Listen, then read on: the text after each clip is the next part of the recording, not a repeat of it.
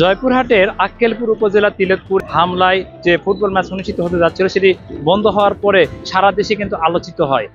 সেই নারী football match আজ অনুষ্ঠিত হতে যাচ্ছে।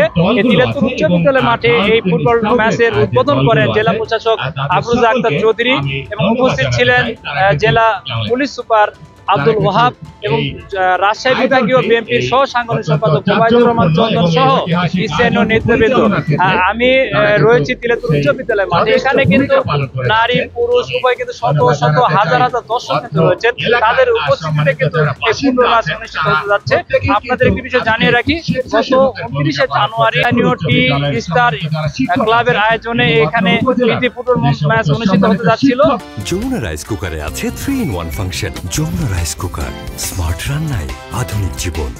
সেটিকে কেন্দ্র করে কিন্তু স্থানীয় মুসল্লি এবং মাদ্রাসা শিক্ষার্থীরা যারা রয়েছিলেন তারা কিন্তু ভাঙচুরের করে, আর ভাঙচুরের পরে কিন্তু সারা দেশে আলোচিত হয়।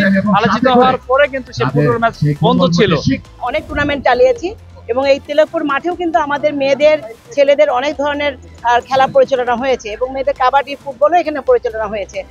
লাস্ট যে ঘটনাটি ঘটেছিল আসলে এটি হচ্ছে দুই দলেরই দুই পক্ষেরই কিছু ভুল বোঝাবুঝি থেকে একটা উত্তেজনাকর অবস্থা আসছিল, যেটি হয়তো তারা দুই গ্রুপই তাদের ভুল বুঝতে পেরেছে এবং তারা নিজেদের মধ্যে এটি সমাধান করে নিয়েছে এবং যারা মাঠে প্রবেশ করেছিল এবং মাঠ যে ঘেরাও ছিল সেটিকে অপসারণ করেছে তারা অলরেডি এই খেলাকে বন্ধ যে হয়েছিল, আর যদিও সেদিন আমাদের খেলা ছিল না, খেলা আসলে পরে ছিল, তো যে আতঙ্ক সৃষ্টি হয়েছিল সেটাতে তারা দেশবাসীর কাছে এবং তিলেকপুরবাসীর কাছে জয়পুরহাটের সবার কাছে ক্ষমা চেয়েছে এবং তারা আসলে খেলাকে বাধা দেয়নি, কারণ এখানকার এলাকাবাসী সবসময় খেলাকে উৎসাহিত করেছে এবং পুরো জয়পুরহাটবাসী কিন্তু খেলাকে ভালোবাসে, যেটা আমরা 14 দিনের এবং এই তারুণের উৎসব টুর্নামেন্টে সবাই দেখেছি।